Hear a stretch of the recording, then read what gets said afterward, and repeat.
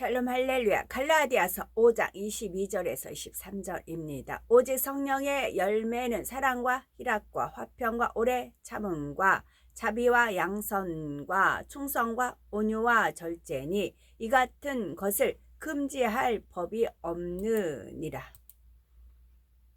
우리는 어떠한 마음으로 하루하루를 보내시는지요? 부지런한 농부는 추수 때가 가까우면 기대와 소망으로 마음이 부풀어 오릅니다. 그동안 땀 흘려 노동한 모든 수고가 위로와 기쁨으로 갚아질 것이기 때문입니다. 반면 게으른 농부는 추수 때가 되어도 수확의 기쁨이 없고 오히려 손가락질과 부끄러움을 당하게 되지요. 연말이 되면 마치 추수 때를 맞은 농부처럼 우리도 열매를 점검해 보셔야 되겠지요. 한 해 동안 얼마나 기도했고 충성했는지, 어떻게 예배하고 얼마나 심었는지, 얼마나 하나님께 영광을 돌렸는지, 또한 이 모든 행함을 얼마나 하나님께서 받으실 만한 중심의 향으로 올렸는지 이런 것을 되짚어 보셔야 되겠지요. 그런데 무엇보다도 중요한 것은 얼마나 내가 성령의 소욕을 쫓아 살았으며 얼마나 마음을 할례했는가 하는 것입니다. 성령의 소욕을 쫓아 사는 사람은 반드시 성령의 열매를 맺게 되지요. 요한복음 15장 8절에 너희가 과실을 많이 맺으면 내 아버지께서 영광을 받으실 것이요 너희가 내 제자가 되리라 하셨습니다. 부지런히 성령의 소욕을 쫓아 행함으로 마음밭을 개간하고 진리의 씨를 뿌려 많은 열매를 맺는 우리가 되셔야 되겠지요. 또 열매를 거두는 기쁨을 누리며 해가 갈수록 더 풍성히 수확하여 다시 오실 주님을 담대히 맞는 우리가 또한 되셔야 되겠습니다.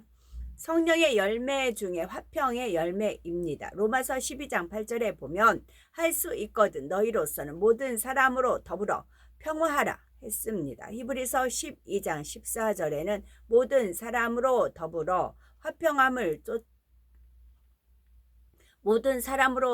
화평함과 거룩함을 쫓으라. 이것이 없이는 아무도 주를 보지 못하리라 했습니다.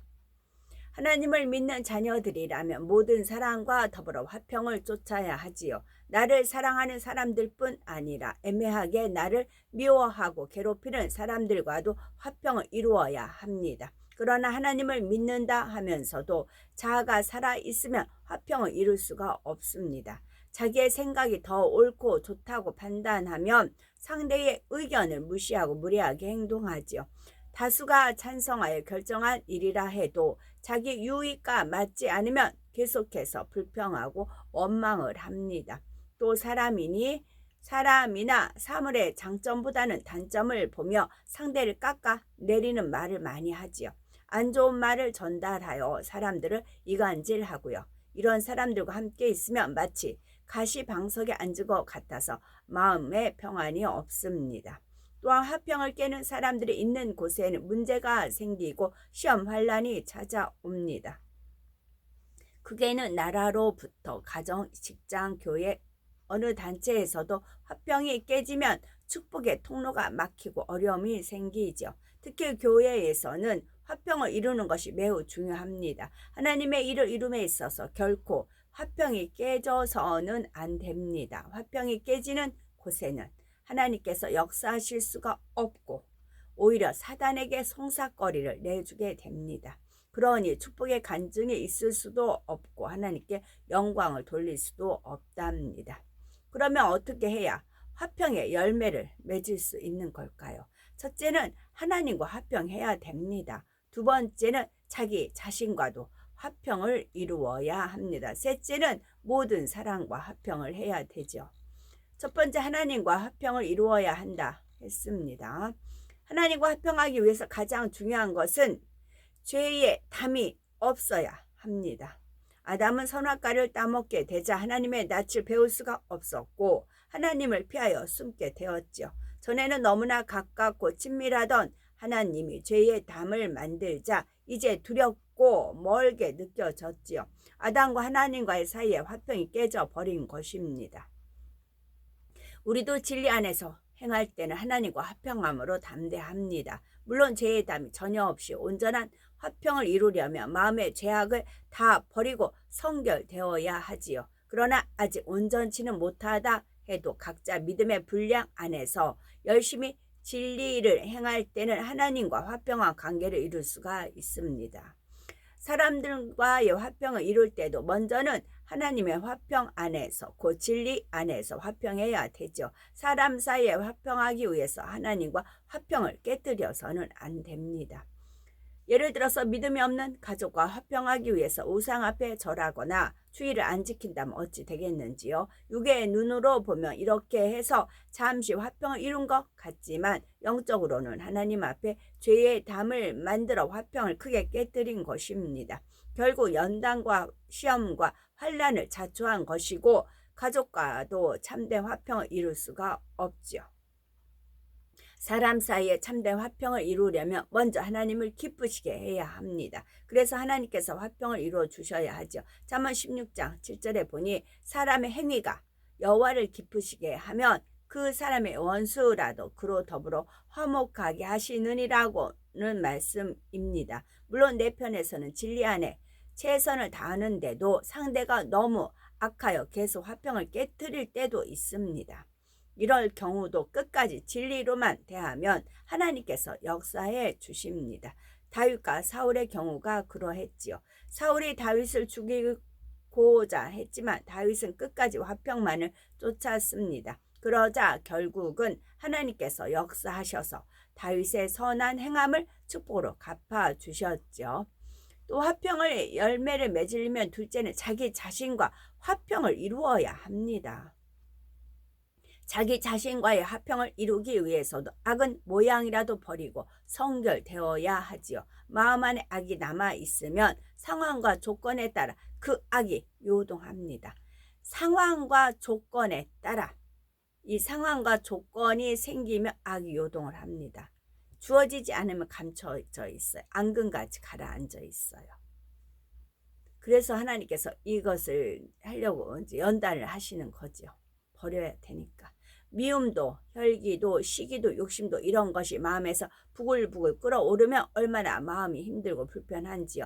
또 자기 안에 진리의 마음과 비진리의 마음이 비슷한 힘을 갖고 있을 때는 두 마음이 싸움으로 참으로 공고합니다. 오라 나는 공고한 사람이로다 하는 고백처럼 심한 마음의 연단이 있죠. 그러나 이럴 때도 결단하고 불같이 기도하여 계속 진리를 택하여 행해 나가며 결국 마음의 평안을 이룰 수 있습니다. 그런데 어떤 사람은 하나님과 화평하려고 열심히 진리를 쫓아 행한다고 하는데도 자기 마음에는 평안이 없는 경우가 있습니다. 진리 안에서 잘못 만들어진 자기 의와 성격의 틀 등으로 인해 그런 것이죠. 물가가 많이 올랐다는 말을 저는 이제 시장을 늘 갑니다. 이제 싼거리를 구입하기 위해서 갑니다. 그래서 어느 집이 싸다는 게 이렇게 나와요. 그럼 뭐가 필요하다 하면 그 집에 딱 갑니다. 얼마나 많이 올랐느냐 하면 50%. 그러니까 다시마가 1kg, 1kg에 10,000원이거든요. 그러면 100g에 이제 1,000원이다. 100g 1,000원인가요? 하여튼 1kg 10,000원. 그래서 10,000원인 집을 찾아가서 다시마를 삽니다. 육수 낼 때 다시마 이제 또 뼈도 하고. 근데 그게 1kg에 15,000원으로 올렸어요. 그러면 이 집만 그런가 해서 다른 집 다 돌아다니 똑같이 올랐어요. 그 정도 올랐어요. 10,000원인데 15,000원이 올랐어요. 그 가격이 똑같아. 어느 집에 가나. 그 다음에 돼지고기 저희는 재래시장이니까 2,000원입니다. 한 근에 600g 2,000원이에요. 그럼 그거 하다가 이제 뭐 살코기는 이제 탕수육으로 하고 비계 쪽은 이제 김치찌개 하고 전 탕수육도 먹고 싶으면 집에서 이제 튀겨서 해 먹거든요. 말씀 들으면서 신목사님 말씀 들으면서 하니까 이제 시간도 안 아깝고 그렇습니다. 근데 그게 지금 3,500원을 올랐어요. 돼지고기 600 2,000원 내내 2,000원 했는데 그냥 3,500 어느 집이나 똑같이 올랐어요. 싹 올랐어요. 돼지고기는 사다 안 쟁여놨어요. 그거는 이제 시장에 가면 이제 허다못해 갔는데 냉동 돈가스용을 살려고 해도 냉동밖에 없다고 다음날 오세요 그러세요. 재래시장은 다음날 이제 냉장된 거 싱싱한 거 있으니까 다음날 오실 수 있겠냐고 물어보세요. 냉동은 아무래도 맛이 이제 좀 떨어지잖아요. 그 정도로 친절해요. 재래시장은. 그러다 보면 그 다음날 가면 이제 또 이제 냉장된 거 막 잡은 거 그것이 있고 그랬거든요. 근데 한 5집이 있거든요. 재래시장에 그 고기 육류 파는 데가 똑같이 3,500원. 2,000원짜리가 3,500원을 올랐어요. 그리고 10,000원짜리 15,000원 올랐고 그렇게 올랐어요. 보통 제가 이제 식용유 같은 경우는 튀김을 하려고 나머진 재생 비누를 만들려고 많이 해요. 재생 비누가 때가 잘 밝혀지고 이제 거품도 잘 나고 하니까 또 경제적이고 하니까. 근데 그것도 쌀 땐 5,000원 단위였어요. 5,700원, 5,000, 뭐 600원, 700원 그랬어요. 세일할 때도. 근데 지금 8,000원으로 올랐어. 어디나 똑같아요. 몇 프로가 올라? 기본적인 생필품이라고 하죠. 기본적으로 그런 게 올랐어요. 야채는 뭐 이제 오락가락해요. 야채는 싼 데 있고 비싼 데 있고 그건 수확량에 따라 많이 이제 수확이 되면 싸고 수확이 지금 비싸고 야채는 유동성이 있어요. 그런데 공산품은 이게 한번 올라간 건 안 떨어져요. 공산품은 이게 딱 규정이 돼 있어서. 그리고 이제 그 자기들이 타당이 안 되는 거는 안 나와요. 도저히 이 가격으로 못 맞추는 건 아예 안 나와요. 제가 뭘 사고자 하는 게 있었는데 안 나와요. 그래서 동네 이제 홈플러스가 2군데가 있어요. 다니는데 저는 말씀을 들으면서 운동 삼아 걸으면서 말씀 들으면서 이제 시장을 뭐 시장 조사라긴 그렇고 거리 싼 걸 한 그렇게 물가가 올랐어요. 근데 이게 이제 안 떨어져요. 근데 올리는 것도 그냥 은근슬쩍 올리는 경우가 있거든요. 그런데 껑충 올랐어요. 그리고 나서 이제 양이 이제 줄어드는 거죠. 점차적으로 양이 줄어들어요. 지금 저는 매일 시장을 가다시피 하니까 이게 피부로 느끼는 겁니다. 올라도 너무나 오른 겁니다. 너무나 올랐어요. 껑충 올랐습니다.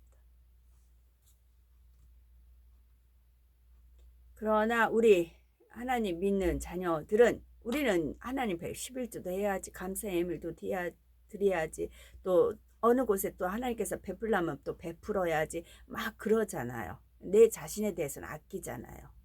그게 또 상급이고 그러다 보니까 이 땅 사는데 진짜 뱀같이 지혜로워야 되는 게 있어요.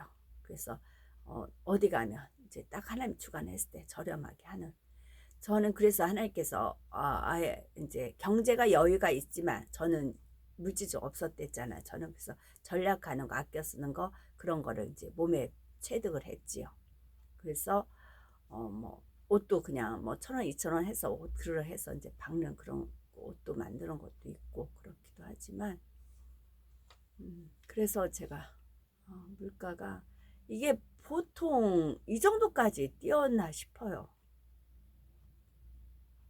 그렇더라고요. 진리 안에서 잘못 만들어진 자기 오호라 나는 공고한 사람이로다 하는 고백처럼 심한 마음의 연단이 있죠. 그러나 이럴 때도 결단하고 불같이 기도하여 계속 진리를 택하여 행해 나가면 결국 마음의 평안을 이룰 수 있습니다. 그런데 어떤 사람은 하나님과 화평하려고 열심히 진리를 쫓아 행한다고 하는데도 자기 마음에는 평안이 없는 경우가 있습니다. 진리 안에서 잘못 만들어진 자기 의와 성격의 틀 등으로 인해 그런 것이죠. 예를 들어서 율법적인 틀에 너무 매여 있어서 마음에 평안이 없는 사람이 있습니다. 마치 연단 받기 전에 욥처럼 열심히 기도도 하고 말씀대로 살고자 노력하지만 하나님을 사랑하는 마음으로 하지를 못합니다. 진리를 행하지 않으면 징계가 올까 두려워서 초조한 마음으로 행하지요. 그러다 어느 순간에 진리대로 행치 못하면 무슨 징계를 받게 될까 하고 잔뜩 주눅이 듭니다. 기쁨을 상실해 버리죠. 이러니 열심히 진리를 행한다 한들 그 마음이 얼마나 힘들겠습니까? 믿음의 성장도 정체되어 있는 것이고요. 이런 경우는 행위 자체에 집착하기보다는 하나님을 사랑하는 마음을 이루기 위해 더 노력해 가야 합니다. 하나님을 중심으로 사랑하며 또 하나님의 사랑을 깨닫는 만큼 평안을 누릴 수 있게 되지요. 또 다른 예를 들면 부정적인 사고의 틀로 인해 자기와의 화평을 이루지 못하는 경우도 있습니다. 열심히 진리대로 행하려고 노력은 하지만 만족할 만한 결과가 나오지 않으며 심히 자책하고 고통받는 것이죠. 하나님 앞에서도 민망할 뿐 아니라 나는 왜 이런 모양일까 하고 낙담해서 힘을 잃어버립니다. 이것 때문에 주변 사람들이 실망하면 어쩌나, 사람들의 사랑을 잃어버리면 어쩌나, 이런 생각 때문에 평안을 잃어버리죠. 이런 분들은 영적인 어린아이가 되어야 합니다. 부모의 사랑을 믿는 어린아이들은 단순합니다. 잘못을 범해도 두려워하며 숨는 것이 아니라 더 애교를 부리면서 품에 안겨들지요. 자녀가 사랑스러운 얼굴로 잘못했어요, 다음에는 안 그럴게요, 잘할게요 하면 부모가 혼을 내려다가도 웃어버립니다. 말로만 잘할게요 하고 같은 잘못을 계속하라는 것이 아닙니다. 잘못한 것은 돌이킬 마음이고 앞으로는 정말 잘하겠다는 마음이 진실하다면 어찌 하나님께서 외면하시겠는지요. 진정으로 회개한 사람은 자책하여 힘을 잃거나 남의 시선 때문에 낙심하지 않습니다. 물론 공의에 따라 징계를 받아야 할 수도 있고 잠시 동안은 낮은 자리에 처할 수도 있습니다. 그렇다 해도 전혀 하나님의 사랑을 확신한다면 징계도 달게 받을 수 있고 사람의 눈치를 보지도 않을 수 있습니다. 그러나 먼저는 내가 아직 온전치 않았을지라도 변화되기 위해 노력하면 하나님이 나를 사랑하시고 온전케 하신다는 사실을 믿어야 합니다. 또한 하나님 앞에서 철저히 낮아질 때 결국은 더 높여주실 하나님을 신뢰해야 합니다. 당장 사람에게 인정받고자 초조해하는 것이 아니라 하나님 앞에서 진실한 마음 중심과 행함으로 진리의 행함을 계속 쌓아가면 되지요. 그러면 자신과의 화평도 이룰 수가 있고 영적인 담대함도 가질 수가 있습니다. 셋째로 모든 사람과 화평해야 합니다. 모든 사람과 화평하려면 무엇보다 자기를 희생할 수 있어야 합니다. 화평은 무례히 행치 않으며 나를 드러내어 자랑하지 않는 것입니다. 중심에서 나를 낮추고 상대를 높여주어야 하지요. 또 편벽되게 어느 한쪽에 치우치지 않고 진리 안에서는 이것도 저것도 가하게 여길 수 있는 양명성 있는 마음의 화평입니다. 범사에 자신의 믿음에 맞추는 것이 아니라 상대의 입장에서 생각하며 맞춰줍니다. 설령 내 의견이 더 좋고 더 옳다 해도 비진리가 아니라면 상대에게 따라주는 거죠. 이러한 화평을 온전히 이루기 위해서는 상대를 위해 자신을 희생하되 생명까지 내어줄 수가 있어야 합니다.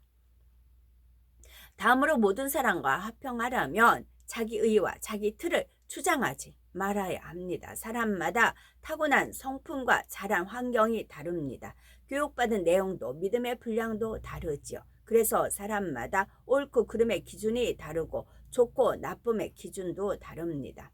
부부의 예를 들면 남편은 집 안이 항상 정리되어 있기를 원하는데 아내는 정리정돈을 잘하지 않습니다. 남편이 처음에는 사랑으로 참고 아내 대신 정리정돈은 하지만 계속 반복되면 짜증이 나죠. 아내가 가정교육을 잘못 받았다는 생각도 들고 깨끗이 정리하는 것이 너무나 옳은 일인데 왜 아내는 이 정도도 못하나 답답하지요. 비록 정돈하는 습관이 안 되었다 해도 남편이 계속 권면하면 변화되어야 할 텐데 아무리 말해도 듣지 않으니 못마땅하죠. 반대로 아내의 입장에서도 할 말이 있습니다.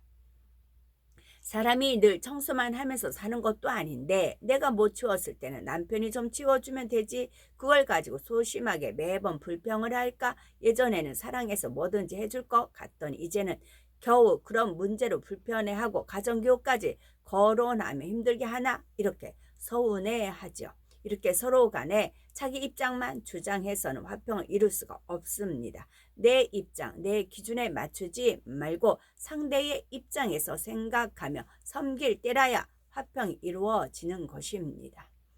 예수님께서는 하나님께 예물을 드릴 때도 형제와 불목한 것이 생각나면 먼저 형제와 화목을 이루고 오라고 하셨지요. 그리고 나서 하나님께 예물을 드릴 때라야 그 예물이 연락된다 말씀합니다. 하나님과 화평하고 자신과 화평한 사람이라면 사람과도 화평을 깨뜨리지 않습니다. 자기 욕심과 교만, 자존심을 버렸을 것이고 자기 의와 자기 틀도 깨뜨렸을 것이니 누구와 걸릴 일도 다툴 일도 없지요. 만약 상대가 악하여 화평을 깨려고 해도 내 편에서 섬기고 희생함으로 결국은 화평을 이루게 됩니다. 이런 간증을 자주 하는 분이 있답니다. 어떤 성도님이 축복을 받아 실적이 높아지고 상사의 사랑을 받으니 주변에서 시기 질투를 할 때가 있죠. 그럴 때도 진리를 아는 이 성도님은 상대가 악해서 그러니까 할 수 없지 하고 외면하는 것이 아니라 내가 잘못한 것이 아닌데 어찌하든 상대의 마음을 녹이려고 한답니다. 겸손한 마음으로 인사도 더 열심히 하고 최선을 다해 상대를 섬겨주지요. 결국은 상대도 감동을 받아 화평하게 되고 오히려 그 성도님을 사랑하게 된다는 거죠. 또 이렇게 선으로 승리했더니 직장에서 더 큰 축복을 받았다는 간증도 종종 들을 수 있답니다. 이렇게 화평을 이루는 과정에서 우리가 몇 가지 깨달아 볼 것이 있습니다. 먼저 내 편에서는 감정도 없고 화평한데 상대가 나와 화평을 깬다 할 때 정말 상대의 탓인가 하는 것입니다. 고의는 아니었다 해도 자기 편에서 화평을 깨는 원인 제공을 해놓고도 깨닫지 못하는 경우가 있죠. 부지 중에 상대를 배려하지 못하고 지혜롭지 못한 말이나 행동으로 상대의 감정을 상하게 만든 것입니다. 이럴 때 자기 입장에서만 생각하고 나는 상대에게 감정이 없다고 고집한다면 결국 화평이 이루어질 수가 없지요. 자신을 발견하여 변화될 수도 없는 것이고요. 정녕 상대의 입장에서 봐도 내가 화평을 쫓는 사람으로 보일 것인지 분별할 수 있어야 한다는 말입니다. 또 윗사람의 입장에서는 나는 화평을 이루었다 생각하지만 아랫사람은 힘들어하는 경우도 있고요. 윗사람에게 불편한 내색은 못하지만 속으로는 상처받고 힘들어하는 것입니다. 동료 간에도 마찬가지입니다. 화평을 이루어감에 있어서 우리가 또 한 가지 깨달아 봐야 할 점은 참된 화평은 마음으로 이루어야 한다는 것입니다. 하나님과 혹은 자신과 화평하지 못한 사람도 사람과는 어느 정도 화평을 유지할 수가 있습니다. 사실 성결의 말씀을 듣고 어느 정도 일꾼으로서 경련이 쌓이면 드러내게 화평을 깨는 경우는 드뭅니다. 더구나 하나님의 일에 있어서 화평을 깨면 안 된다고 누누이 듣고 배워왔기 때문에 상대와 맞지 않는다 해도 부딪히지는 않습니다. 그러나 악을 악으로 대응하지 않았다고 해서 화평의 열매를 맺었다고 할 수는 없습니다. 성령의 열매는 겉으로만이 아니라 내면에 곧 마음의 열매로 맺히는 것입니다. 예를 들어서 상대가 나를 섬겨주지 않고 인정해주지 않을 때 속으로는 서운하고 속상하지만 겉으로는 표현하지 않을 수 있습니다. 내가 참아야지 하면서 상대에게 맞춰주었는데 다음에 또 똑같은 상황이 벌어집니다. 이러면 서운한 마음이 점점 쌓이게 됩니다. 그러면 자존심이 상해서 직접 표현은 못하지만 말을 돌려서 상대를 찌르기도 하지요. 은연중에 피해의식을 드러내기도 합니다. 때로는 상대를 이해함으로 화평한 것이 아니라 변론하다 보면 다툼이 생길까 염려하여 입을 다물어 버리는 경우도 있습니다. 저 사람은 악하고 자기 주장이 강하여 대화가 통하는 사람이 아니다 하면서 상대를 무시하는 마음으로 물러서 버리는 것이지요. 이렇게 해서 겉으로 화평을 깨지는 않았다 해도 상대에 대해 감정이 좋지는 않습니다. 상대의 의견에 마음을 모아줄 수도 없고 그를 가까이 하기 싫다고 느끼지요. 나중에 다른 사람에게 상대의 허물을 말하며 불평하기도 합니다. 그 사람은 참 악하다. 내가 이렇게 이해하지 못할 일을 당했지만 나는 참고 선을 행했다 하면서 결국 상대에 대해 불편함을 말하게 됩니다. 물론 드러내놓고 화평을 깨는 것보다는 이렇게라도 화평을 깨지 않는 것이 더 낫습니다. 그러나 참된 화평을 이루려면 진정으로 상대를 섬기는 마음이어야 합니다. 섬김 받고자 하는 마음을 여전히 가지고 있으면서 억지로 참는 것이 아니라 진정으로 섬기는 마음, 상대의 유익을 구하는 마음이 되어야 합니다. 내 기준에 맞춰 상대를 판단 정죄하면서도 겉으로만 웃어주는 것이 아니라 상대의 입장에서 이해해 줘야 합니다. 그럴 때는 성령이 역사하시죠. 상대가 자기 유익을 구하다가도 마음의 감동을 받아 변화됩니다. 부족함이 있다 해도 서로가 자기 탓으로 돌릴 수 있고 결과적으로 마음을 주고받을 수 있는 참으로 화평한 관계가 이루어지는 것입니다. 하나님과 화평하고 자기 자신과 화평하며 모든 사람과 화평한 사람은 어둠을 물리치는 권세가 있습니다. 그래서 주변에도 화평을 이루어줄 수가 있죠. 마태복음 5장 9절에 화평케 하는 자는 하나님의 아들이라 일컬음을 받을 것이라고 말씀대로 하나님의 자녀된 권세, 빛의 권세가 있는 것입니다. 예를 들어서 영혼 구원의 사명을 맡았을 때 영혼들로 하여금 화평의 열매를 맺도록 도와줄 수 있습니다. 곧 말씀의 권세와 능력으로 진리의 꿀을 먹여 영혼들이 죄에서 떠나고 의와 틀을 깨뜨릴 수 있게 신방하고 양육하는 것이죠. 사람들 사이에 이간질하고 불평하고 분리하는 사단의 회가 생길 때도 말씀의 권세로 파할 수가 있습니다. 그래서 사람과 사람 사이에도 화평을 이루게 할 수가 있는 거죠. 요한복음 12장 24절에 12에 24예요. 내가 진실로 너에게 이르노니 한 알의 밀이 땅에 떨어져 죽지 아니하면 한 알 그대로 있고 죽으면 많은 열매를 맺느니라 하셨습니다. 우리 예수님께서는 한 알의 밀알처럼 희생하여 죽으심으로 무수한 열매를 맺으셨지요. 죽어가던 많은 영혼들이 죄를 사하시고 하나님과 화평케 하셨습니다. 또한 그 결과로 주님은 만왕의 왕이요 만주의 주가 되시며 존귀와 영광을 받으셨습니다. 죽어지고 희생하고 남의 유익만 구한다 해서 자신은 손해를 본 것이 아닙니다. 자기가 죽지 않으려고 버티는 것이 아니라 죽어지고 희생할 때라야 많은 열매를 얻을 수가 있는 것입니다. 아버지 하나님께서는 이런 예수님처럼 우리도 희생하고 죽어짐으로 많은 열매를 내기 원하십니다. 많은 영혼들을 하나님께 인도하며 하나님의 아들이요 존귀한 참 자녀로 인정받아 큰 영광을 축복을 누리시는 우리가 되기를 원하시는 거죠. 우리는 속히 진리의 마음을 이루고 범사에 희생하고 섬김으로 온전한 화평의 열매를 맺고 그래서 하나님의 참 자녀로서 이 땅에서도 영적인 권세를 누릴 수 있고 하늘에서도 존귀한 자리에 설 수 있는 우리가 되셔야 되겠죠. 아멘.